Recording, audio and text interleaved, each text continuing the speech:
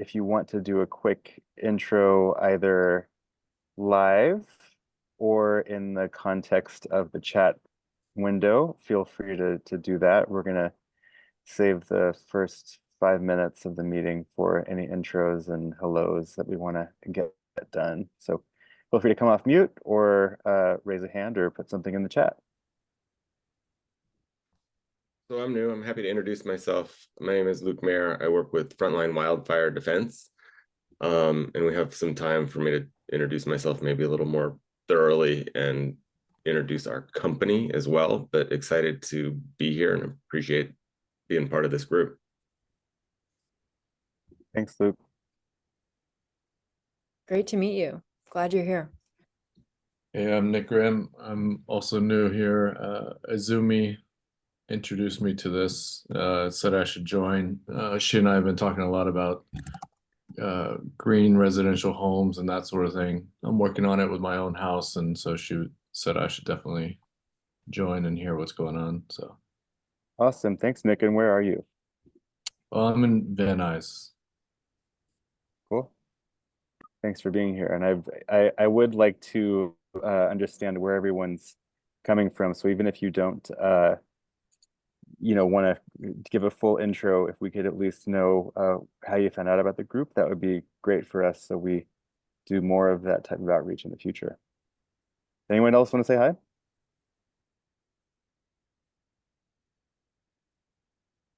I'll say hi. I'm not new, but it's been a little bit since I've been here. I'm Zadra Ibanez. I am a life coach and mindset coach. I work mostly with the sustainability industry and live in the El Sereno area. So nice to see everybody again. Nice to meet everybody. And I'm Susie. This is my first US GBC meeting online. Woohoo, I finally logged in. I am in Laurel Canyon, and I'm an interior designer on a mission to make sustainability cool. Good luck with that. I mean, we all know that it is, but you're gonna need all the help you can get to get the word out. Luckily, you have a receptive audience here, but that's great. Hi, my name is Karen Bragg. I'm in Los Angeles. I am a Green Raider, and I had been involved in our local Green Homes Committee years ago. And currently I'm working for as a lead reviewer for GBCI, and thought I would check into this committee and see what's going on now that it's a California group. Great, welcome. Great to have you, Karen. Thank you. So Trent, are you sitting outside, or is that a background on your computer? No, it's real. I could theoretically go climb that tree Okay. and you'd know. Okay, you don't have the telltale like halo around your head, so that happens with backgrounds. All right. Yeah, I'm on the way back to Los Angeles from some time in New Mexico this summer. So I'm near Petrified Forest National Monument. Cool. Anybody else want to say hi? If not, we'll sort of move into the programming. Hello, everyone. I'm Martin Gomez. I'm a USGBC cohort member. This is the second time I hop on this meeting, and I'm with the Green Homes project. So I help Valentina volunteer with that project. So I'm an architecture student and also a finished carpenter by trade. Awesome. Welcome, Martin. Awesome. Yeah.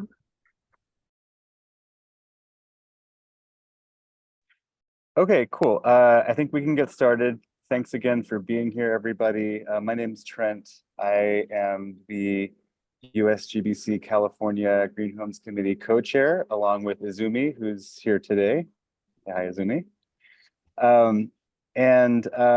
We are very much in process of evolving this committee to try to be more applicable to the folks who come in as we move from being LA focused to all of California focused.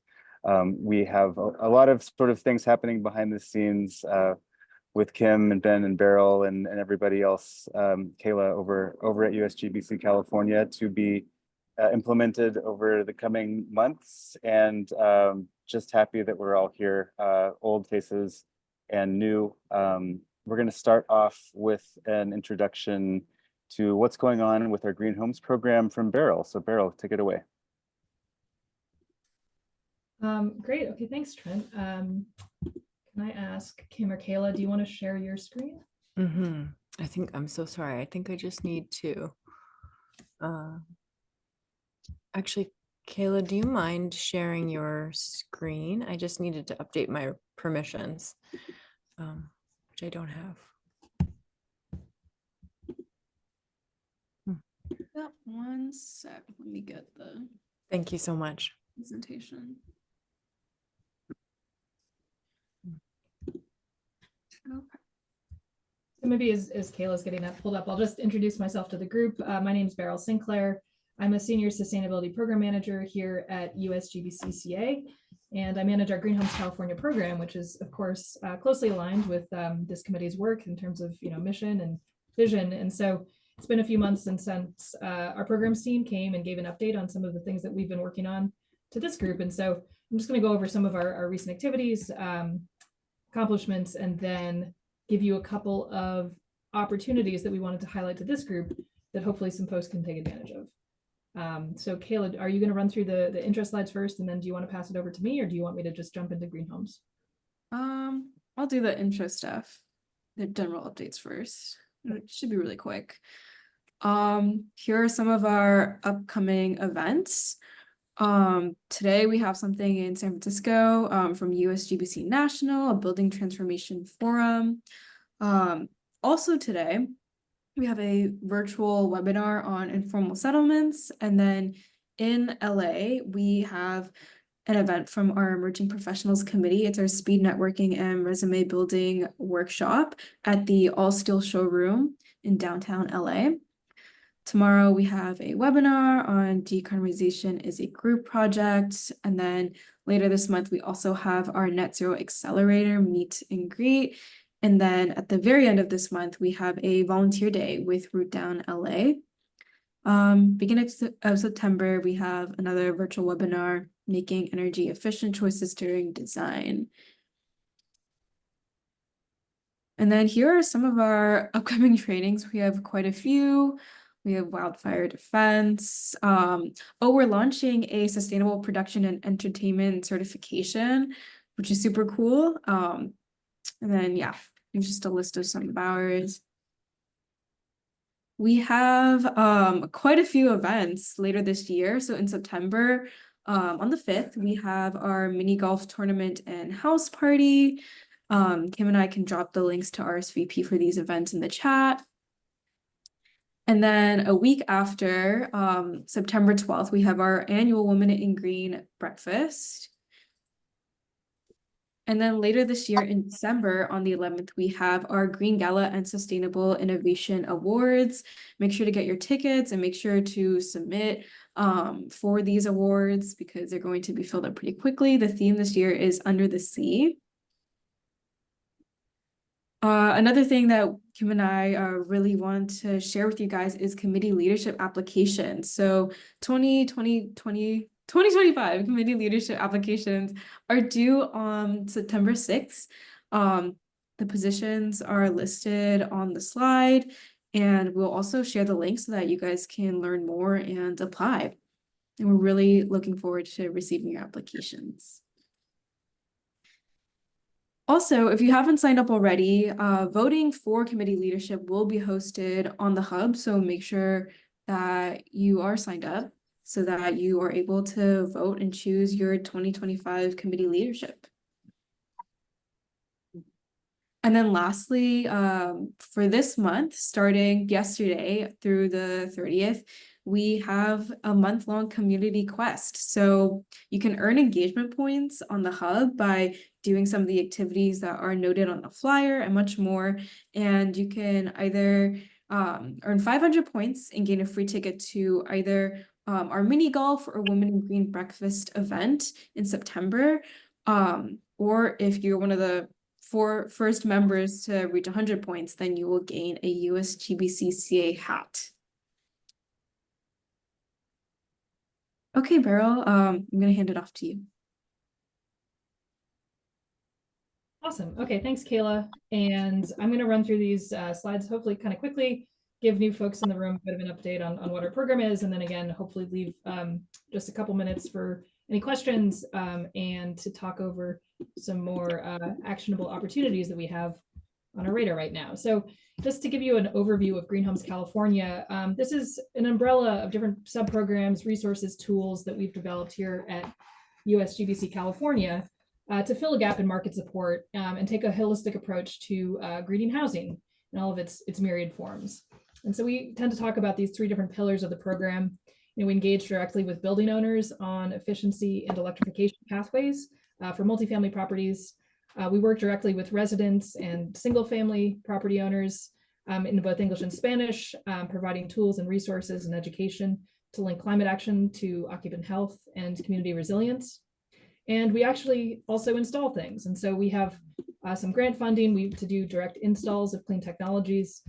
We've been installing a lot of heat pump water heaters, heat pump HVAC systems, providing EV charging rebates. And if you want to go on to the next slide, Kayla. So this slide just gives you a sense of some of our recent milestones for the program. We've developed some ways of working and sort of building up these different service areas for Green Homes California. We do property assessments. As mentioned, we install heat pumps. We wrapped up a project to install 40 different air quality sensors and do a round of water quality testing at 10 multifamily buildings to put together an occupant health toolkit and release the results of those monitoring activities in a webinar earlier this year. We offer EV charging rebates underneath our multifamily program in the Eastern San Fernando Valley, and we engage with residents both through sort of direct tabling opportunities and tabling sessions at multifamily buildings, and also through attending and tabling at community events. And so right now we're working mainly in the Eastern San Fernando Valley, directly engaging with multifamily properties, and also in Wilmington and the port adjacent communities toward the coast, where we are focused more on single family outreach. So maybe I'll just sort of stop here. I feel like I just kind of threw a lot at this group, but if there's any quick questions before I move on, happy to answer any of those about what we're working on.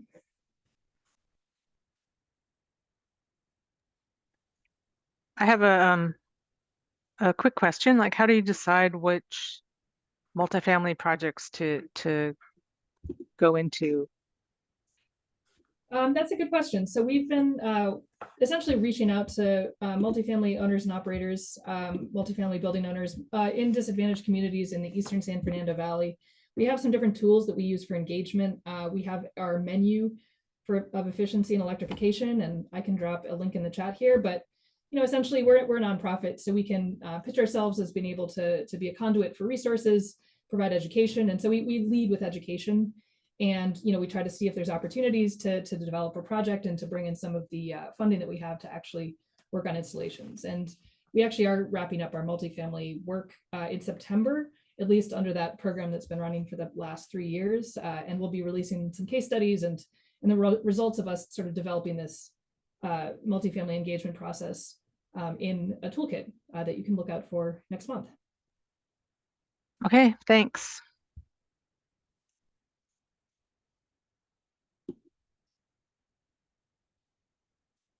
Any other questions before I keep going?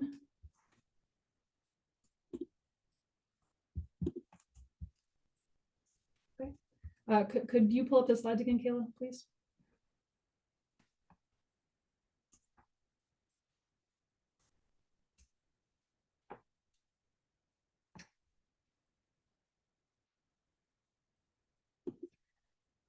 So if you could just go to the next slide. So these are some of the newer tools and resources that we've developed underneath Green Homes California this year.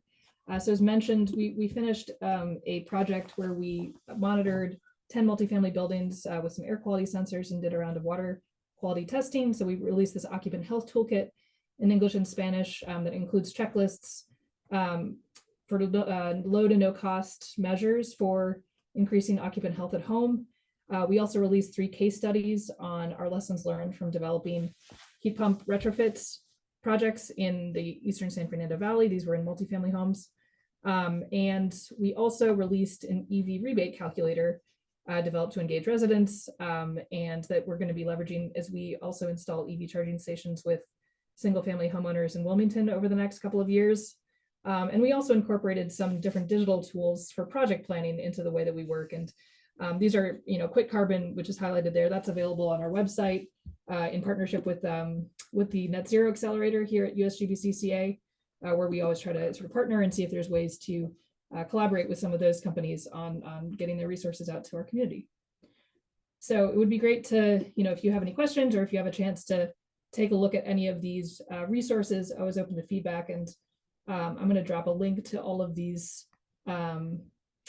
resources in the chat. So I've got these saved here, and I will. Okay. So I think just a couple more slides, please. So there's one opportunity that I really wanted to highlight for this group while I'm here today, which is that we have been working on a pilot project. We were working with the California Market Transformation Administrator to pilot DIY installations of mobile heat pumps, some air conditioning only, some both heating and cooling. And we are asking participants to try this themselves, and we're providing some of their feedback back to manufacturers directly that are going to be using this data to improve their products and as they roll these out to more customers. So this opportunity is active. It's actually open to all residents of the region. Anybody can apply to essentially receive a free piece of cooling equipment. And the main requirement is that participants need to have vertical sliding windows, which you can see up in the upper right-hand corner here. So I wanted to make sure that everybody in this group was aware that we are still looking for some participants who are open to,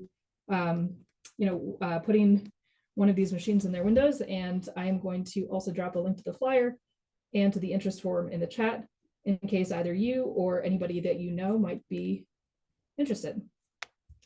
I have a question about that. Yeah, of course. I actually have jalousie windows because I thought about doing that, and I'm pretty sure this would fit. I just take out the slots, but it doesn't, since it's not a vertical sliding window. I haven't filled it out. So I don't know if there's other people like me who have these jalousie windows, but it may be something to try out. You're welcome to submit the interest form, and a member of our outreach team can follow up. And if you shared some photos, we could take a look and see if there might be an opportunity.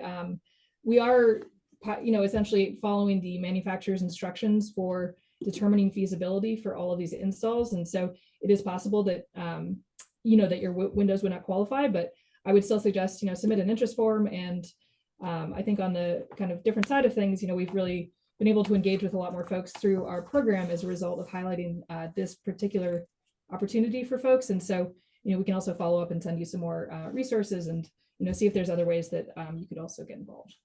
Okay. And so there's just one final slide, which is that I think for anybody who is at our conference in May, you probably saw the Build Smart trailer that we have. And this is a mobile community engagement trailer that we are going to be taking around Los Angeles, also around the rest of California, to directly engage with communities and showcase different clean technologies and equipment from manufacturers, vendors, and suppliers to help green and decarbonize your home. And so our outreach team and our community engagement team is looking for both any folks who want to showcase their products in the trailer, and also putting a call out for volunteers. If anybody would like to actually, maybe drive the trailer, come and be a part of an event, and volunteer to be a part of the project. And so just wanted to make sure that everybody here was also aware of this, and I can drop the links in the chat for the 2 different interest forms for both demoing equipment and for volunteering.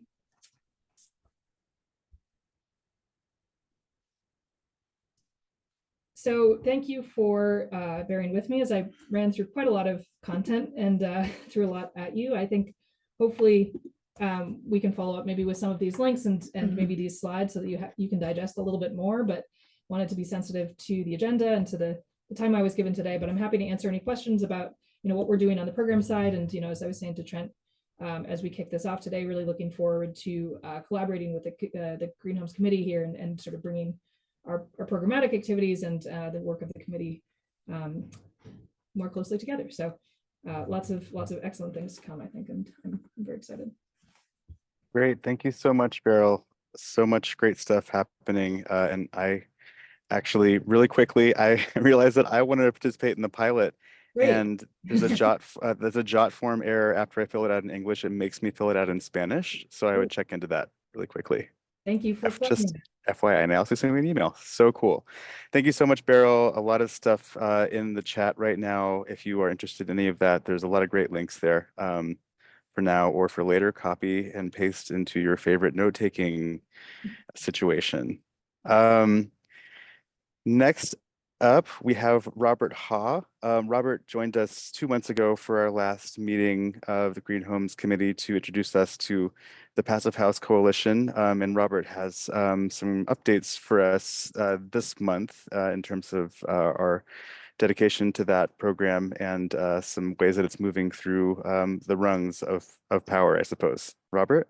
Yeah, hi, Trent, thanks. Hi, everyone. Yeah, as Trent mentioned, I gave a presentation back in, I think it was, May, maybe, to the group. Passive House, it's sort of, it's a green building on steroids. So it's a really good synergy, I think, with this group. And I'm really welcome the USGBC joined the coalition that we're currently in the middle of trying to provide an alternative compliance path to Title 24 in the California Building Code. So just some quick updates. I don't have a presentation.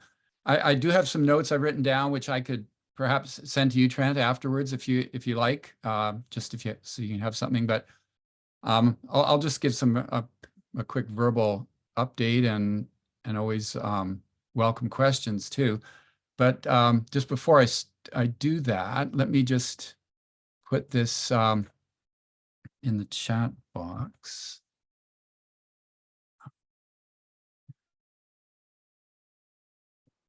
So this is that's the website for the Passive House Coalition campaign. If you want to look, if you're interested, you can look at that. So what we've been trying to do is build a coalition, have a diverse and broad coalition so we can better influence decision makers. So that's ongoing. We have over 60 organizations that have joined so far. Lots of individuals too, but only the organizations are noted. The full list is on at that website. But just real broadly, so far what the coalition includes are these kinds of groups. There's the building industry groups. That includes an awful lot, construction, building supplies, design, advocacy group like USGBC. Energy industry, have some solar businesses on board. Plus, we're in discussions right now with several CCAs. Those community. That stands for Community Choice Aggregator, but it's those clean energy firms like Clean Power Alliance, Peninsula Clean Energy, Ava Energy. Those Silicon Valley Energy. Those are 4 groups that we are in discussion with to join the coalition. None have so far, but we're holding out, confident that they will join. And it would be even, that would be sort of a first step in trying to gather all of these CCAs in California to have a big group and all of them to join together in a block. And to come on board, and that would be terrific because, as I mentioned in my previous presentation, the passive house technology, if it gets implemented widely, would go a long ways to helping those power suppliers meet demand. Other groups involved are housing groups. That includes, there's some realtors on board, low-income housing advocates, climate and environmental groups, faith community. And we're also in discussions with labor, because if we want to get some legislation passed in Sacramento, labor is always a big player there. So we haven't got them on board yet, but we're in discussion with the, it's called the State Building Construction Trade Council, SBCTC. And you know, there's if anything, there's more construction that goes on in a passive house than than legacy. But one thing that, I mean, I think this might be a hard nut to crack, this one, because one issue that it's sort of minor but seems to be a sticking point is the plumbers that are involved, because even though it's not a part of passive house, I mean, it's agnostic as to how you power your house, but most people that build a passive house decline to install gas lines. And so that loss of that extra work for plumbers might be a sticking point. But anyways, the full list of the coalition is there on that website. Now, so coming up, we have plans to introduce this legislation starting in September. We want to actively engage the Sacramento legislators. The new legislative year begins in September. And so we have draft legislation, which is also at the website that I passed on. You have to scroll down, and there's a little button that says legislative brief. We're seeking sponsorship. We want to find an author to carry this bill. We have 3 meetings already scheduled in September. We have 5 or 6 other offices on deck that we're still waiting to hear back from. And we've also spoken sort of informally with a number, quite a few other either candidates or existing representatives. And then after we do select an author for the bill, and we actually get a bill number, then we will be asking coalition members, all of you, to contact your state representative and ask them to co-author the bill. We want as many people to come forward, as many representatives, and support this bill. So that will be an ask of our coalition members.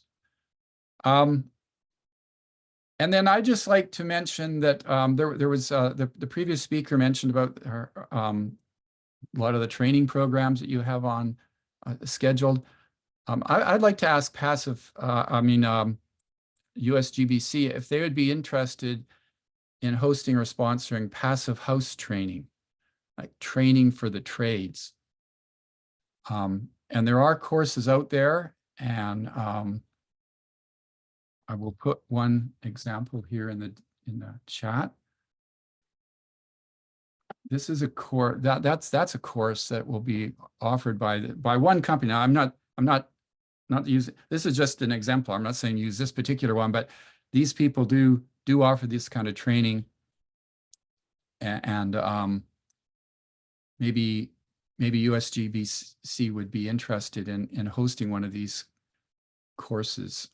So this specifically is training for the trades. That is what's really sort of missing right now in the equation. There's lots of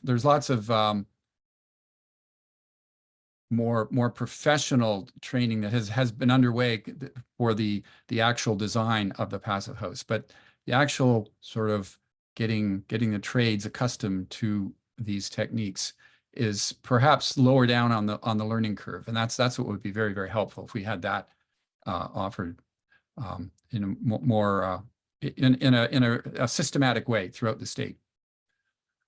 I don't want to go over time. I know I just have a few minutes, but if there's any questions, I'm more than happy to respond.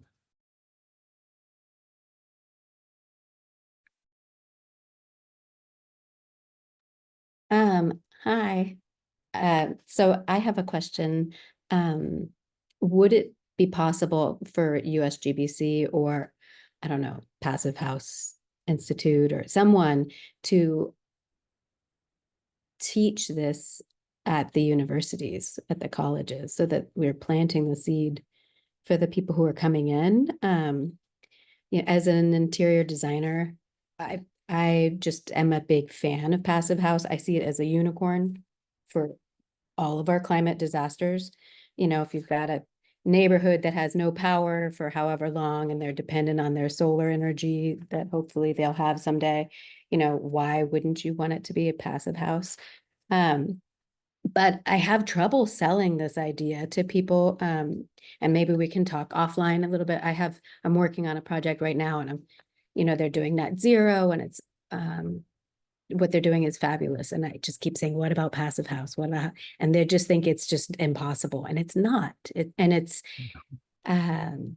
It's prefab. So it's like, can't we just get it? Someone in Romania does prefabs that are passive house, and we can too, right? So yeah. In fact, there's a company making prefab panels in San Bernardino for passive house. Okay, awesome. We should talk for sure. Okay. Yeah, But sure. yeah, so it's just, that's been my thing. Plus, the trainings as a designer, it would be good maybe to have it so that I could manage something going on like that. But it's not really clear, if that's not your job, 100% of the time, what someone might want to pursue just to be able to spread the word. Because I do think it solves so many problems. You may want to talk to firefighters as well. Oh, Because you mean like fire departments? Yeah, get them to support the bill. I mean, wasn't it an unfinished passive house in Big Sur that survived that fire? Yeah. Yeah, I mean, it's fabulous. Like, that's what we need. We don't need embers coming in our house. There's just so many groups that would benefit from passive house, and I'm very passionate about this. Yeah, yes, I appreciate that for sure.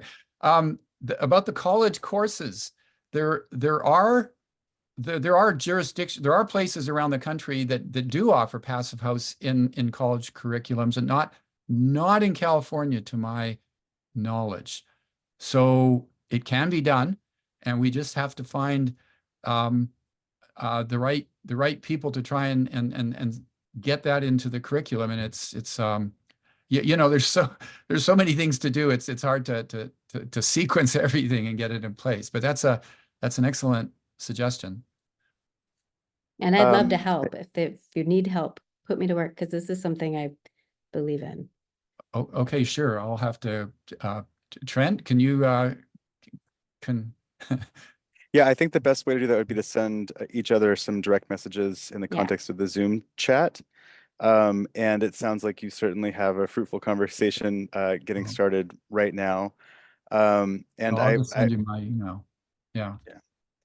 I would actually like to use that as a cue to move on to our next segment, not only because we are pressed for time, but there we go. Thanks, Robert. Thank you so much for the update, Robert. Good luck, and we're here for you, rooting for you, and hopefully a part of the team moving forward. Also, we need to move forward because we could not have asked for a better transition to our next speaker. I want to welcome Luke Maher to the chat. Luke runs marketing at Frontline Wildfire Defense, and I'm going to go ahead and let Luke just tell you a little bit about what he is and why they are, and we'll have time for more questions towards the end of the meeting. Go ahead, take it away, Luke. Okay, I'm going to need 1 minute here to figure out how to share the right screen. Are you seeing an intro slide here? Yes. Okay, great. Yeah, so by intro, Luke Maher, I run marketing, as Trent said, at Frontline Wildfire Defense. We were actually part of a US GBC accelerator program that we partnered with Ben on. Stapleton, I think in 2019, it was before my time. And we've been engaged ever since, but trying to broaden our engagement and our footprint within the organization a little bit. I come out of the solar industry, so I spent almost 15 years with a handful of manufacturers and a couple of the financiers. and ended up at Frontline about 3 years ago. So I like to tongue in cheek say I moved from climate change prevention to climate change mitigation, which is a little bit depressing in some ways, but here we are nonetheless. So I have a handful of slides that I'm going to run through just to introduce the company and some of the challenges. I know we're tight on time, so I'm going to move quickly, but feel free to ask questions as we go. So Frontline makes an exterior wildfire sprinkler system. We were founded in 2017. It combines both a software tracking platform and then hardware that are on people's homes to essentially allow us to mimic a lot of what the fire department would do if they could show up at your house during a wildfire without actually having to put boots on the ground at the home. We are currently seeing a lot of traction in the high end of the market. So we see luxury estates, right? We've done wineries, summer camps, commercial structures. But our goal is to be bringing our costs down, moving downstream. And we actually just signed a contract with a builder in Southern California for 150 multifamily units, which is a huge leap forward for us in terms of being able to service a much more mainstream customer in the market, and also protection at a community level as opposed to individual structures, which is pretty exciting. We've never lost a home. We have a free app that anybody can download, tracks fire relative to your property. We've seen about 70,000 app installations. And we estimate we have about 3 billion in property protected. So Trent had asked me some questions about, the origin story, the why behind Frontline. Our founder and CEO is a landscape ecologist by training, and he's basically studied how the built environment interacts with the wildland urban interface, right, in the plant world.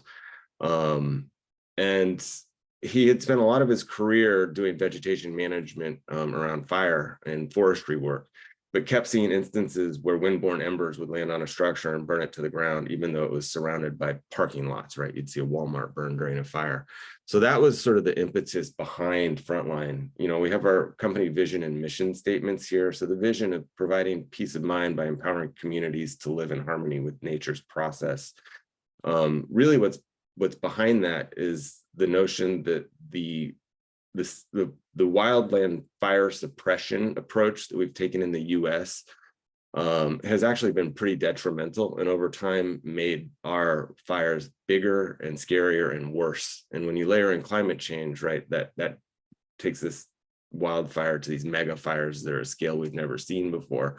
And so our view of the world is we should be starting at a structure level, protecting structures and working outward from there, but understanding that there's these natural fire return intervals within the plant communities of North America that we really don't want to inhibit, because we want smaller, more frequent fires within these communities that are going to burn eventually because they need to regenerate.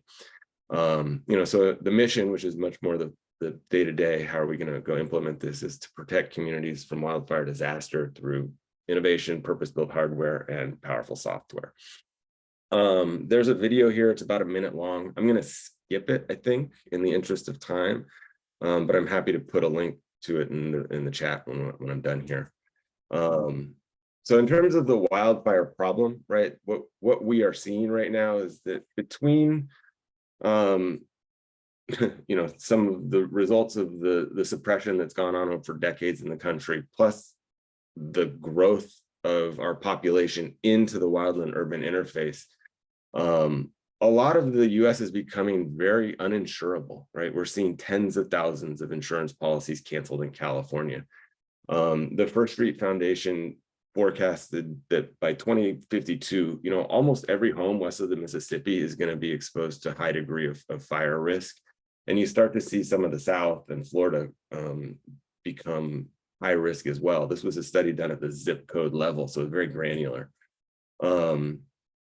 You layer onto that, the states that are building the most new homes are also in these areas, right? So we are building right in the path of wildfire risk.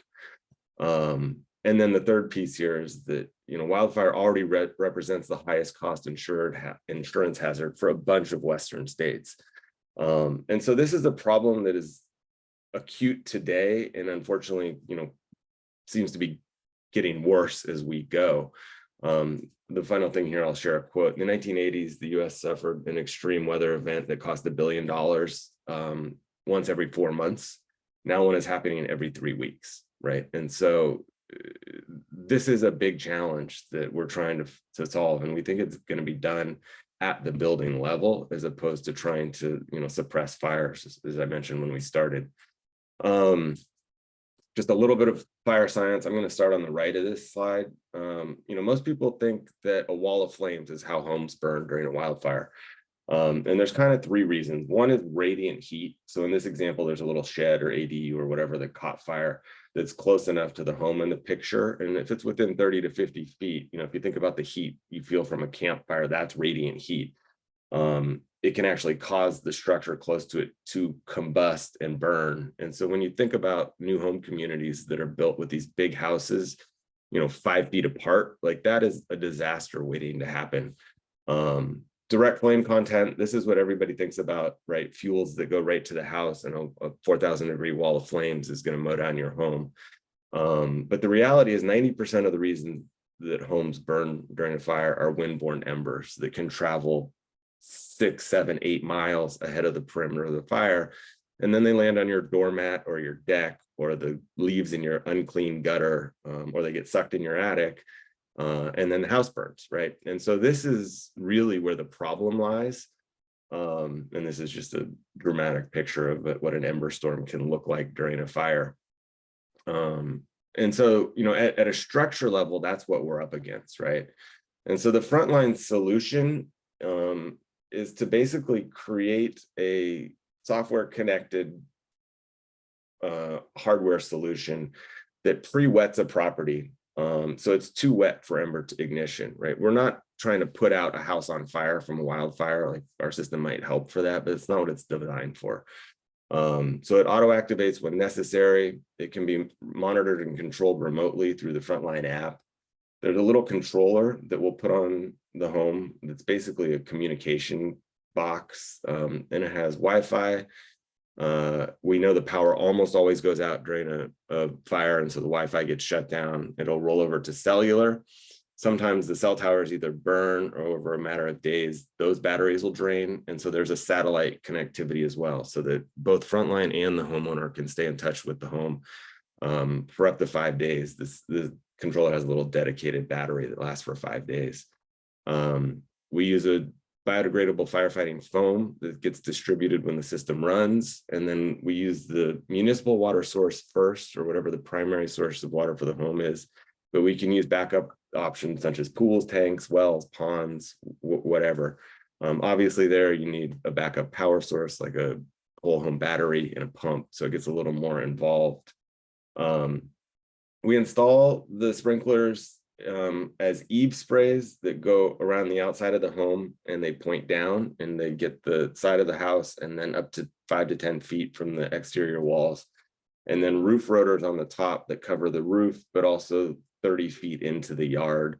And so in California fire language, that's home ignition zone 0, which is the house itself and 5 feet surrounding it, and home ignition zone 1, which is that 5 to 30 feet out. And those are the structure-based protection zones that you really want to focus on protecting. And beyond that, you don't have to do much work, right? Like, that's enough space to save a home.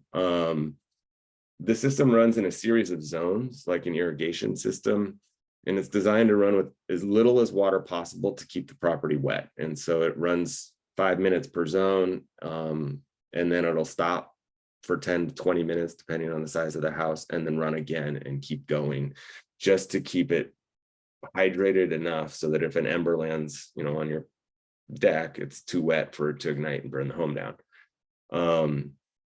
We are absolutely advocates for home hardening and vegetation management, defensible space work. We don't at all see our solution as a panacea, right? It needs to be sort of this complete mitigation effort customized at the home level to really make sure each structure is as protected as possible. I mentioned the auto activation. The way that works is we'll send a notification through the app to a homeowner. basically says there's a fire within 6 to 7 miles of your home, and we think that your system should be on to start this pre-wetting process.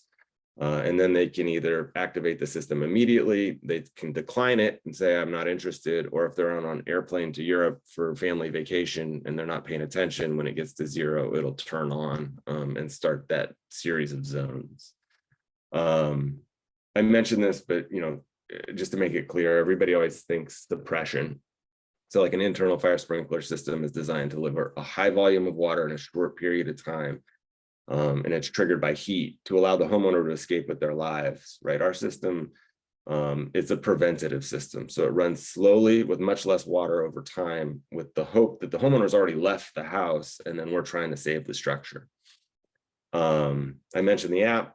You feel free to check it out. This is available on the App Store or from Google, free to anybody. And again, you can put in your address and then get notifications if there's fires within a certain radius, which you can set in the app to know if you're potentially at risk. So that's it. I moved quickly there. Hopefully I didn't go too far over, but I'm happy to take questions if there are any. Thank you so much, Luke. So much to chew on here, and thank you for breezing through what is a very complex and obviously super fascinating set of products that you've managed to put into one consumable slide deck. I'm going to ask a question, and then hopefully that'll give some other folks on the call some time to think of their own questions if they don't already have them. Since we do have folks who are sort of in the home construction and or renovation business on the call, I'm wondering if there are ways that we can be thinking of that we are not already sort of mainstream or out there or known to build in fire prevention into our homes. I mean, as someone who is not an expert in this, I know that suppression, defensible space is the number one thing that I think of. And from what you've mentioned here, that 90% figure, that's not a non-starter, but it's not the first thing on the list that people should be thinking of. So are there any really top-down, really basic things that folks should be thinking of, either in new construction or in retrofits, to better prepare us through that time through 2052 when we're going to be having these all the time? Yeah, I mean, so there's an organization called IBHS, the Insurance Business Home Institute. I'm screwing up the acronym. They're funded by the insurance industry. They just put out a wildfire prepared home standard, and there's tiers. The first tier is designed to be low cost and very much sort of do-it-yourself oriented. So you could do it over the course of a handful of weekends. The key things are your gutters. You want to keep them clean and ideally screened so that leaves can't pile up in them. You absolutely want to screen the vents to your home, whether that's to a basement or an attic, right? Because you see embers will get sucked into an attic during a fire, and then the home's attic actually ignites and the house burns from the inside out, which is incredibly hard to stop once that process starts. So those are two low cost, easy upgrades that can go a really long way to saving your home. You want to do, like, people love wood chips, right? And they put them right up against the beds of their vegetation, where the home and the ground connect. And that's just a terrible idea, because you see embers collect where the wind blows. And those right angles are where they get caught. And then if there's wood chips sitting there, the opportunity for those to ignite and then burn the home down is just huge. And so looking for non-combustible materials to replace those, there's some rock or slate oriented type stuff that looks similar that you can replace it with. So those are some of the easy ones. From a new construction perspective, you're much better off because you can think about the building materials as you're designing the home. And even the landscaping and the hardscaping can be designed in a way that is aesthetically pleasing. And frankly, you'd never know the difference, right? But still fire smart. So you're looking at things like fire resistant siding, dual pane windows, Class A roofs. Those are expensive upgrades on a retrofit, but minimal cost difference if you're building from scratch. So the new construction space is frankly exciting from a fire mitigation standpoint, because you can design this into the home in a way that doesn't cost that much more than building a regular home, and goes a massive way towards keeping your homes protected. We love new construction for our product too, because we can design it into the walls, we hide it in the ceiling, right? And basically the system disappears and becomes just aesthetically much more pleasing to the homeowner. Thank you, Luke. And like a lot of these sustainability and mitigation focused things, there's so much we can do if we think about it in advance. And obviously, the more time we have to think about it, the better. Anyone else have questions for Luke?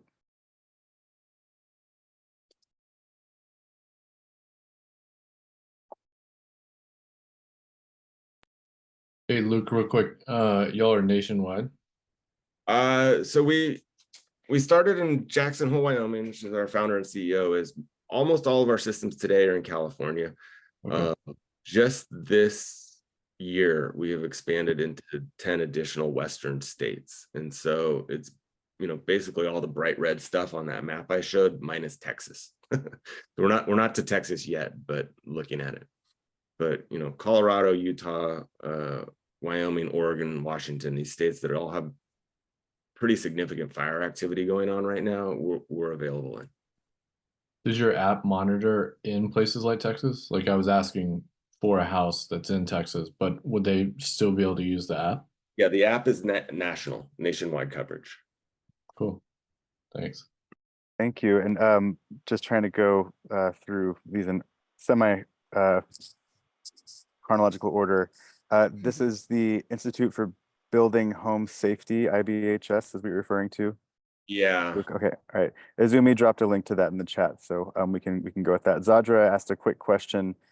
Permitting hurdles, ? Which I'm imagining is a long-ish answer, but For our product, actually, we're early enough that there are not permitting hurdles. The exception being maybe Malibu, where we're starting to see some questions around water.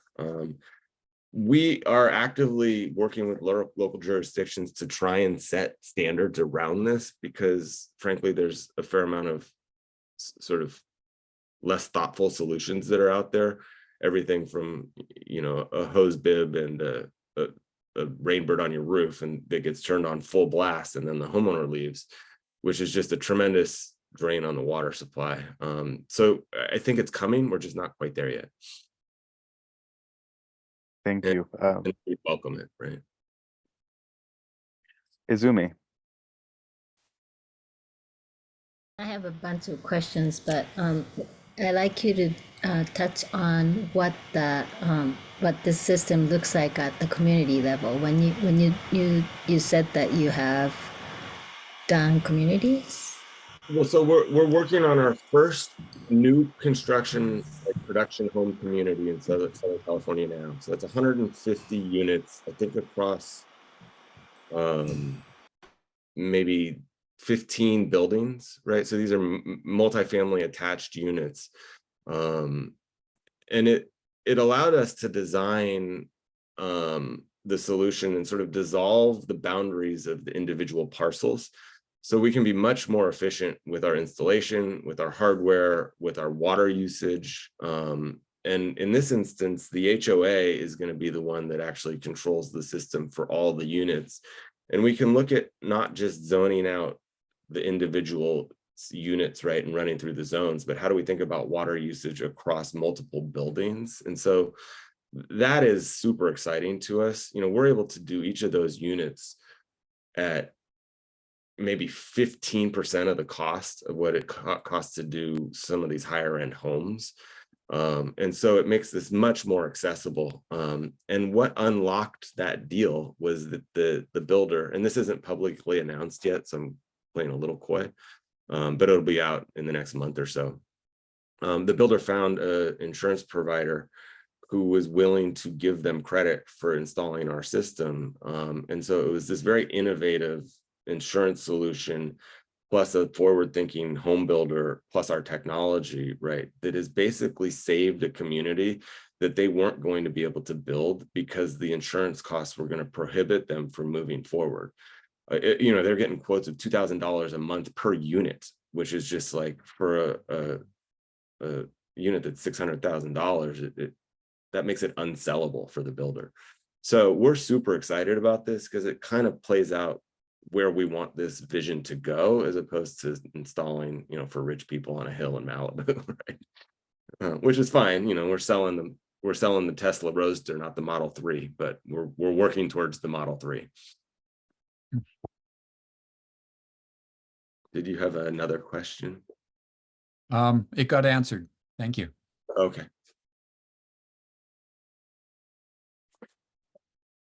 Great. Thank you so much again, Luke.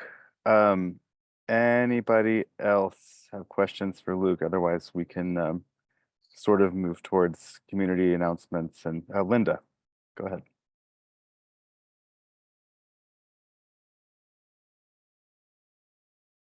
Linda, you may be Linda, you're on mute if you didn't already know that.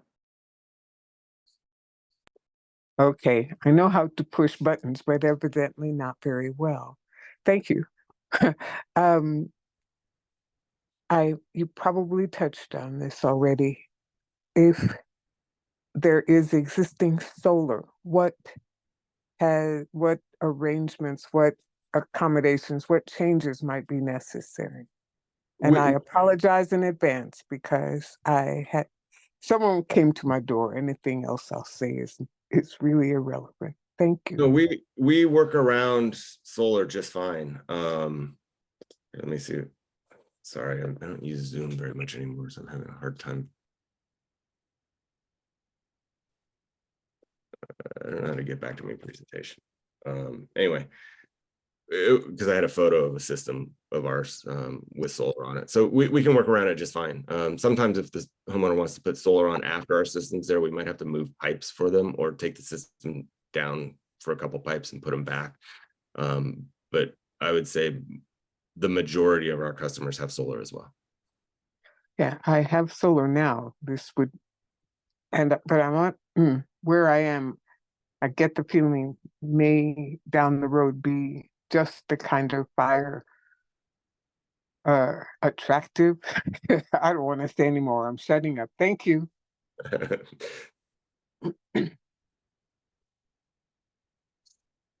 Okay, thanks, Linda. And thanks again, Luke. And Luke, if you want to, you can Google Frontline Wildfire, will come right up. But if you want to pop a link in the link, your email and or a link into the group chat, I think that would be helpful. We will also, as I believe Kayla and Kim mentioned earlier, all this information will be up on the USG California Hub, which is another just great resource I want to reiterate for all of these meetings. We have a lot of resources there to point to all of the links that we've mentioned here, and to all of the presenters. So thanks to Kim and Kayla for making that action happen behind the scenes. Thanks to Robert and to Luke and to Beryl for being here. We have one more quick minute if anybody has any last questions. Otherwise, we will see you on the hub and in email. Thanks, Luke.